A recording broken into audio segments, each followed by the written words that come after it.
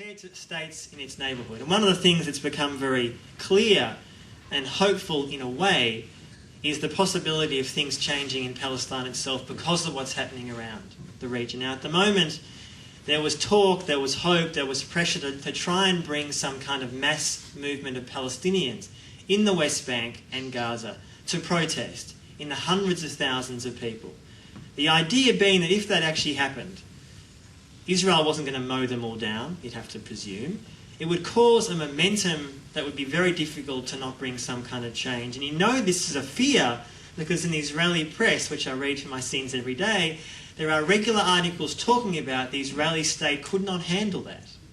They wouldn't know what to do. The world's media would be watching. What are they going to do? Shoot 100,000 people? Obviously not. So what are they going to do? And the hope is, I have a hope, and many people in Palestine as well, not all, but many, that there is some kind of mass movement to mirror what is happening elsewhere, because politically speaking, the political reality in Palestine with Hamas and Fatah is a complete debacle.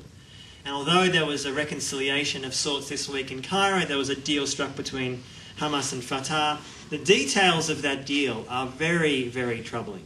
And without wishing, we can talk about it more if you guys want to in Q&A, but the details of that don't bring some kind of liberation to Palestine. Yes, it's better that the groups are friendly than not, true, because that gives the ammunition to the West to say, the Palestinians themselves can't get their shit together, so therefore why should we speak to them? Yes. So it's important that Hamas and Fatah are friendly of sorts, but the deal that they have struck doesn't do anything to address the fact that the Palestinian Authority has become essentially a colonial tool of Israel. Israel has been training, with America I might add, Palestinian Authority troops in Jordan for the last 5 years, under Bush first and now under Obama, to maintain the occupation, to continue it. It's a classic colonial relationship where, this has happened in numerous countries in the last 60 years, where you get so-called friends who you pay to manage your occupation for you. You manage the situation. That's exactly what the PA has been doing in Palestine, in the West Bank. And Hamas, on a separate question, I was in Gaza about 1.5 years ago, without wishing to go into detail about the situation in Gaza. There's no doubt that this brings a question for many of us in the West who support resistance in some way, how we deal with a group like Hamas. How do we feel about Hamas? Do we sort of see them as resistance fighters? Some are, many are not. Do we look at how they're ruling Gaza? And yes, they're under occupation, there's a siege. I'm not minimising any of that, and I saw that with my own eyes. But the reality is that Hamas as a party, many Hamas people are doing things in Gaza which we should not support. And what I mean by that is a number of different things, and briefly I'll say what they are. One, talking about the way in which women's rights have been severely restricted. Freedom of speech has been restricted. The rights of journalists has been severely restricted. Now, yes, you could argue, as many do, that in the environment within Gaza, which is under siege, things aren't going to be normal. I accept that. However, we shouldn't, as progressives or whatever we want to call ourselves, not address and accept that there are troubling things about what Hamas is doing in Gaza today.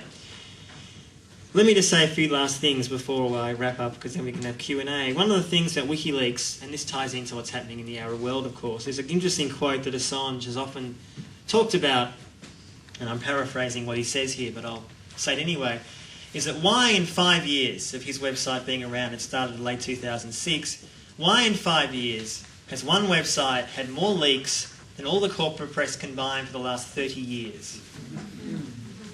And the simple answer is, I don't know, except the longer answer, a bit longer answer, is that it says a hell of a lot why someone like Manning, who we apparently think, possibly, maybe, leaked those documents to WikiLeaks, why he wouldn't have gone to the New York Times. Why wouldn't he go to The Guardian? Why wouldn't he go to a major newspaper? Now, we don't know the simple answer why he hasn't been interviewed. We don't know that. Why?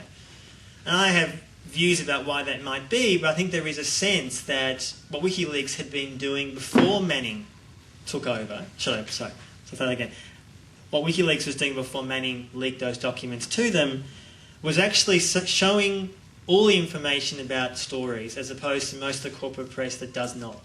And one of the things Assange often talks about is this so-called scientific journalism, which is revealing all one's sources about how a story is formed. So when, for example, you look at all the cable gates, the ones that have been released, Afghan logs, Iraq logs, countless other documents, you can see the original information upon which the stories have been based. Most journalists don't do that, and you realise the biases of how the corporate press reports. When a lot of the Afghan and Iraq war logs were released last year in the New York Times and the Guardian, the civilian casualty question, which is key to what those documents said, was massively downplayed in the New York Times. It was talked up more in the Guardian and in papers in Europe, but certainly in the New York Times it was downplayed. The main focus, principally, was the issue of Pakistan playing a double game, which is not untrue, as we're seeing this week with the death of bin Laden, which I'll get to in a minute briefly. But the key point also is civilian casualties are clearly central to understanding what is being done in our name. Let me just finish to briefly say a few things about bin Laden because, well, no one said anything yet and I want to. So,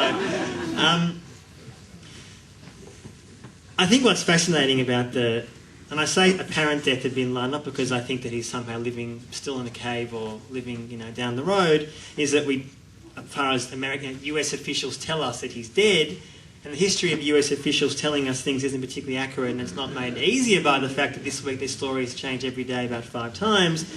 Who was killed, when they were killed, where they were shot, who was shot, etc. So let's presume for a second, for argument's sake, that OBL is dead. But what I think it says principally is how much of the coverage that we've seen about this challenges the idea of the mainstream narrative, which completely goes against what's happening in the Middle East.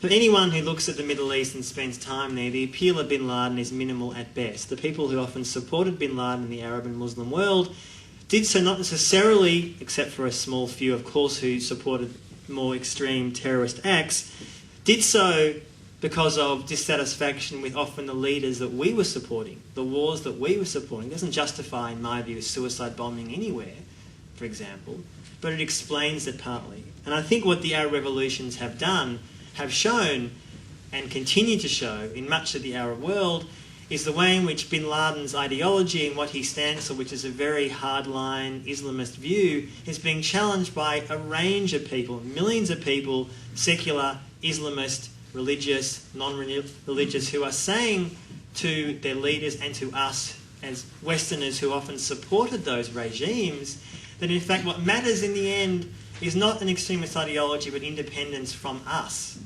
And although the Egyptian revolution wasn't principally about Palestine or Iraq or Afghanistan, it was about liberation for Egypt. But those who ignore the fact, and I'm sure you'll be able to say this yourself having been there recently, is that those issues were not unimportant to those revolutions. How we in the West treated and continue to treat that part of the world is central to understanding what resistance is about. And again, the question of what resistance means in the Arab world these days, whether we like these groups or not, whether it's Hamas, Hezbollah, elements within Iran, and they're all, in my view, major problems with those countries or groups. However, they have social roots in the communities. The reason Hezbollah has so much power in Lebanon isn't because simply it's terrorising people, it's because it's spent years and years and years. If you spend any time in Lebanon, you see this, that they have been building relationships in the community, for better or worse. It is what it is. Let me just finish with 2 brief points. The WikiLeaks issue and the Arab revolutions, I think, also show clearly the vast and growing gap between public opinion and state opinion. If you look at public opinion polls in most countries, including even in America, although America is always an elephant in the room on many issues, Palestine, Afghanistan, Iraq, WikiLeaks, the profound separation between what the government themselves believe and what the Australian government or the American government believe. WikiLeaks is one good example, and I'll finish with this. When our dear Prime Minister late last year said that Assange and WikiLeaks had committed an illegal act without any evidence, which is what our government does very well, it was made very clear that in public opinion poll after public opinion poll, WikiLeaks and Assange received support. A lot of support, majority support. And the reason for that isn't because they necessarily liked Assange particularly, I'm sure some do. It's because Assange is rightly seen, in my view and many people's view, as someone who simply doesn't accept a state-run view, and more importantly, the corporate news view. And what Assange always says, over and over and over again, is, why have you not been told this as a general public, what we're telling you? Why do you have to rely, why are you relying in some ways on us? He's sort of throwing the question back to us as citizens. Why are you having to rely on us to get leaks when your journalists aren't doing the job that they're told they're supposed to do? Thank you.